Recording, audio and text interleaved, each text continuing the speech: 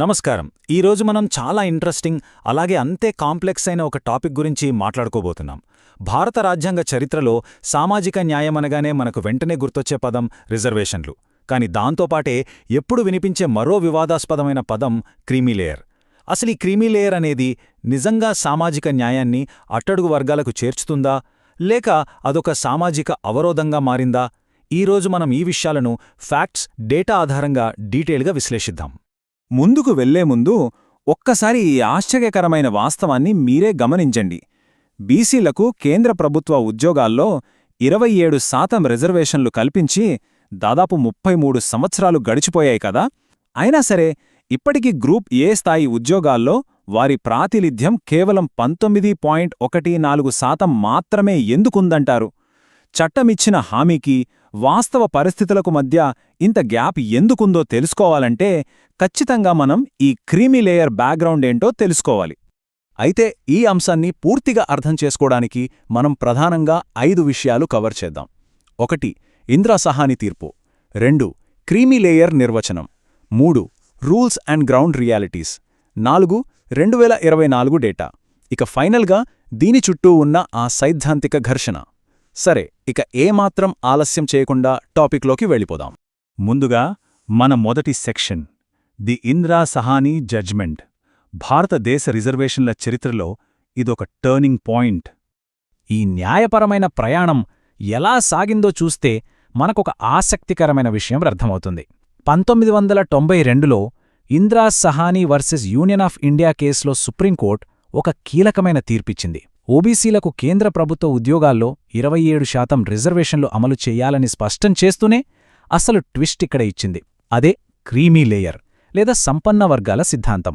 ఆ తర్వాత 1993లో కేంద్ర ప్రభుత్వం దీనికి సంబంధించి తొలి గైడ్లైన్స్ జారీ చేసింది. ఇక్కడ ఆశ్చర్యకరమైన విషయమేంటంటే అప్పటికి రిజర్వేషన్లు ఇంకా పూర్తిస్థాయిలో అమలులో కూడా రాలేదు. కాని అవి రాకముందే వాటిపై ఇలాంటి పరిమితులు విధించడం స్టార్ట్ అయిపోయింది. ఆ తర్వాత 2004 నాటి దవీందర్ సింగ్ కేస్, 2018 నాటి జర్నైల్ సింగ్ కేస్ దగ్గర్నుంచి లేటెస్ట్గా రోహిత్ నాథ్ కేస్ వరకు ఈ క్రీమీ లేయర్ చుట్టూ కోర్టులు ఎప్పటికప్పుడు కొత్త న్యాయ సమీక్షలు చేస్తూనే ఉన్నాయి. ఇక రెండో భాగానికి వద్దాం. అసలీ క్రీమీ లేయర్ను ఎలా డిఫైన్ చేస్తారు? ఈ కాన్సెప్ట్ ఎందుకు పుట్టింది? సింపుల్గా చెప్పాలంటే ఓబీసీ వర్గాల్లో ఇప్పటికే ఆర్థికంగా, విద్యాపరంగా, సామాజికంగా బాగా సెటిల్ అయిపోయిన వారిని రిజర్వేషన్ల ప్రయోజనాల నుంచి పక్కన పెట్టడాన్ని క్రీమీ లేయర్ అంటారు. అంటే ఇప్పటికే ఒక స్థాయిలో ఉన్నవాళ్లకి కాకుండా ఆ అవకాశాలు అత్యంత అణగారిన, ఎప్పుడూ అవకాశాలకు దూరంగా ఉన్నవాళ్లకు చేరాలన్నది కోర్టువారి ప్రధాన ఉద్దేశమన్నమాట. వినడానికి చాలా బావుంది కదూ? అసలు ఈ భావన వెనుక ఉన్న బేసిక్ ఇంటెన్షన్స్ ఏంటో చూద్దాం. రిజర్వేషన్ల బెనిఫిట్స్ అన్నీ కొద్దిమంది ఆధిపత్య వర్గాలే తీసుకోకూడదు అనేది మొదటి లక్ష్యం. దీని ద్వారా ఓబీసీ వర్గాల మధ్య ఉన్న అంతర్గత అసమానతలను తగ్గించొచ్చు అనేది మరో ఆలోచన. అలాగే ఒకే కుటుంబం తరతరాలుగా ఈ ప్రయోజనాలు పొందుతూ ఉంటే మిగతా వారికి అన్యాయం జరుగుతుంది కదా. దాన్ని నివారించి నిజంగా వెనుకబడిన కుటుంబాలకు అవకాశాలు కల్పించాలి. థియరిటికల్గా ఆలోచిస్తే ఇవన్నీ చాలా స్ట్రాంగ్ రీజన్స్గానే కనిపిస్తాయి. అయితే ప్రాక్టికల్గా ఇవి ఎలా అమలవుతున్నాయి అన్నదే ఇప్పుడు అసలు ప్రశ్న. అందుకే మనం మూడో భాగంలోకి అడుగుపెడుతున్నాం. నిబంధనలు మరియు క్షేత్రస్థాయి వాస్తవాలు. థియరీకి, ప్రాక్టికల్ రియాలిటీకి మధ్య ఉన్న గ్యాప్ ఇక్కడే మనకర్థమవుతుంది. అసలు ఎవర్ని క్రీమీ లేయర్ అంటారు?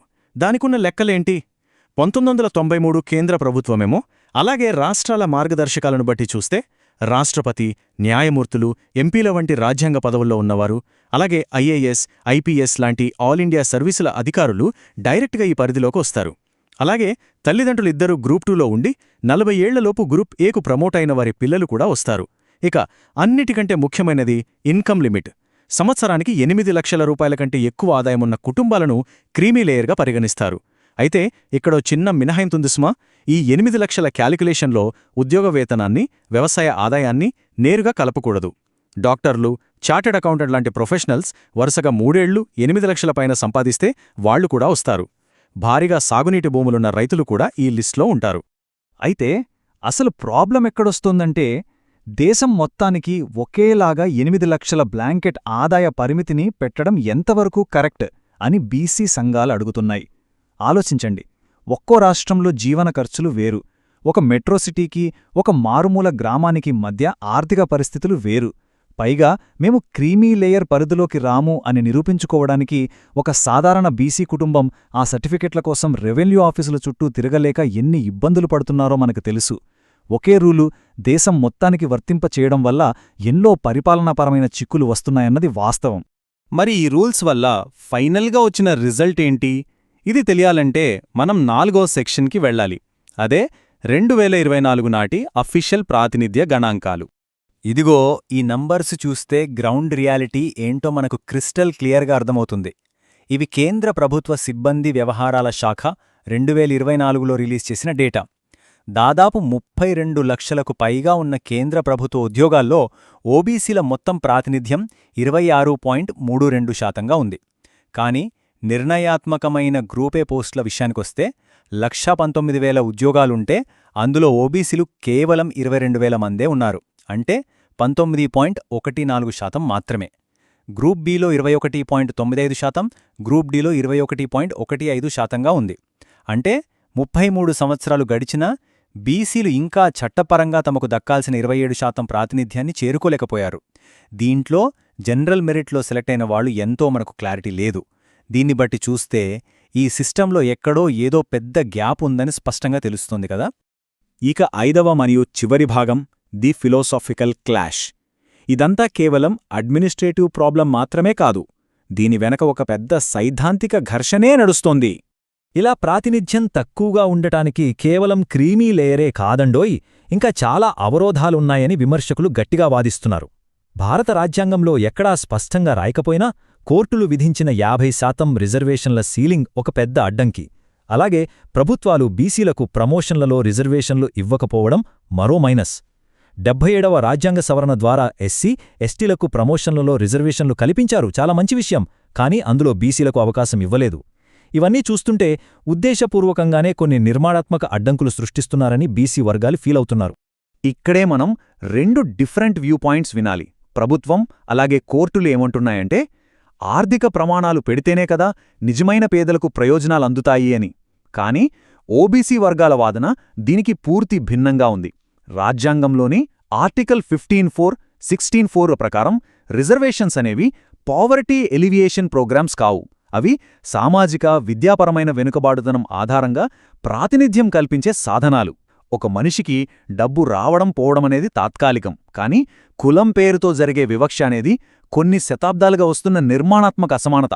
కాబట్టి సామాజిక న్యాయం ప్లేస్లోకి ఆర్థిక ప్రమాణాలను తీసుకురావడం వల్ల అసలు రిజర్వేషన్ల బేసిక్ ఫిలాసఫీనే దెబ్బతింటోందని వారు ఆవేదన వ్యక్తం చేస్తున్నారు. అందుకే ఒక బలమైన ప్రశ్న తరచూ వినిపిస్తూ ఉంటుంది. అసలు ఈ నిబంధనల ఉద్దేశ్యం సామాజిక న్యాయాన్ని అందించడమా, లేక అది మొదలు కాకముందే దాన్ని ఎలాగైనా పరిమితం చేయడమా? 1993లో ఓబీసీ రిజర్వేషన్లు అసలు పూర్తిస్థాయిలో అమలు కాకముందే వాటిపై ఆంక్షలు విధించడం చూసి చాలామంది అడిగిన ప్రశ్న ఇది. ఒకసారి ప్రాక్టికల్గా ఆలోచిద్దాం. ఒక బీసీ కుటుంబం సంవత్సరానికి 8 లక్షల రూపాయల కంటే ఎక్కువ సంపాదిస్తే శతాబ్దాలుగా వాళ్లు ఎదుర్కొంటున్న సామాజిక వెనుకబాటుతనం, వివక్ష రాత్రికి రాత్రే మాయమైపోతుందా? భారతదేశంలో కులం అనేది కేవలం బ్యాంక్ బ్యాలెన్స్ని బట్టి డిసైడ్ అయ్యేది కాదు. అది సామాజిక, చారిత్రాత్మక అంశం. ఆర్థికంగా ఎదిగినంత మాత్రాన సమాజంలో వారికి దక్కాల్సిన గౌరవం, ప్రాతినిధ్యం పూర్తిగా దక్కుతున్నాయా? ఈ పాయింట్లో చాలా వాస్తవం ఉందని ఎంతోమంది నిపుణులు అంగీకరిస్తారు.